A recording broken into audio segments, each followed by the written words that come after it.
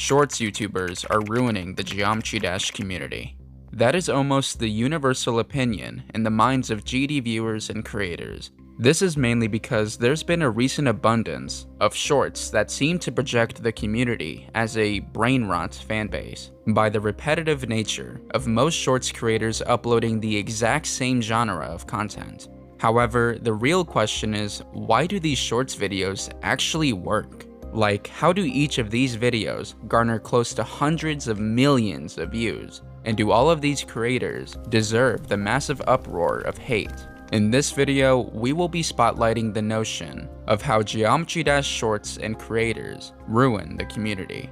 And just a disclaimer, I will not be naming or highlighting any creators that continue to initiate this belief, or any creators that are known as the prime examples. Anyways, I hope you all enjoy the video.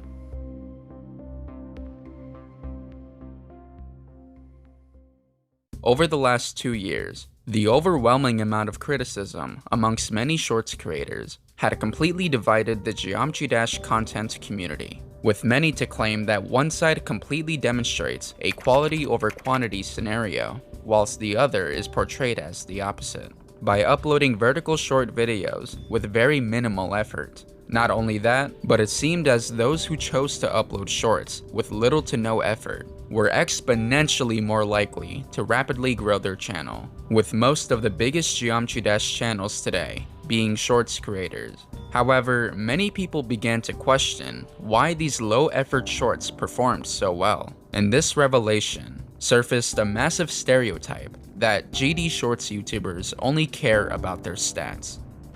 But why is this the case? Well, it actually dates back to mid to late 2022, when there seemed to be an uprising in Geometry Dash creators experimenting on what content they could produce on YouTube's newer alternative viewer experience, which is YouTube Shorts. It was meant to compete against TikTok, an attempt to retain the viewer's attention on their platform, which for the most part was successful. However, long-form Geometry Dash content was the primary source of viewership for the longest time, but when shorts came to the mix, there wasn't much short-form content to provide, since Geometry Dash isn't always a game that warrants a deeper analysis on whatever topic you want to discuss. For example, if I were to sit down and educate you all on RobTop's entire legacy in under 1 minute, it would not seem feasible, no matter how fast I spoke. But if I were to upload something that was brief, like who is currently the #1 GD player, it could be revealed without the 30-minute documentary. And this is one of many examples that completely limit what Geometry Dash content you can make with so little time. And from then to now, content creators had only been uploading shorts that are segments or highlights to their long-form videos, since there wasn't much to deliver because of these setbacks.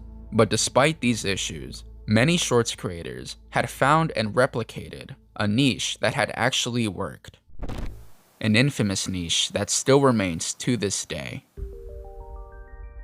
One of the more popular types of GD shorts has to do with creators challenging themselves to complete a seemingly difficult course. Examples such as a fake $1 to $10,000 GD challenge, or a spam challenge with a player using a massage gun to easily complete a level. And while these ideas do sound somewhat interesting, the execution of these videos are certainly not great. In fact, many people identify these videos as slop or brain rot content because of the blatantly scripted voiceovers, and the gameplay itself not even being difficult at all. It just seems to be content made for children, which is most likely the cause as to why these shorts garner an unbelievable amount of views. When you really think about it, these kinds of videos don't appeal to those who are seeking original or entertaining content, and tons of shorts creators re-upload the same overused idea multiple times a day, just to rapidly gain subscribers, views, and revenue in a short period of time. However, for younger audiences, they don't acknowledge the blatant repetitive agenda of these creators. Children are known to have shorter attention spans compared to adults, and in this current generation, young people are attracted to the most ridiculous trends slang, and videos that deliver no relevant information to digest. And the creators that are aware of this simple yet successful niche heavily exploit the opportunity to rapidly become successful, even if it is not taken lightly by many people in the community. And yes, while I have been describing the negative aspects of what most people view shorts creators and videos as, it doesn't entirely mean that they deserve the backlash.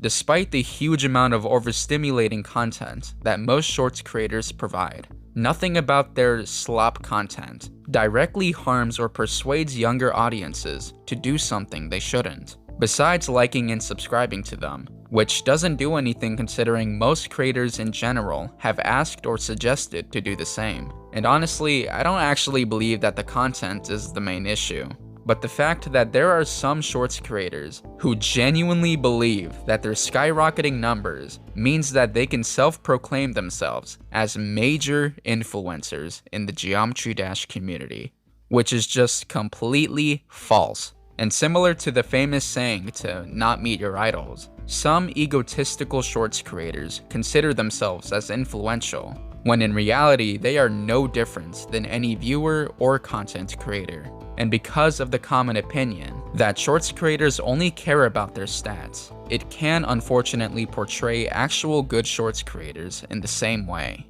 It's honestly sad to see how divided and confusing the Geometry Dash content community has become over the last 2 years, but I think now is the time to answer if these shorts creators and videos really do harm to the GD community.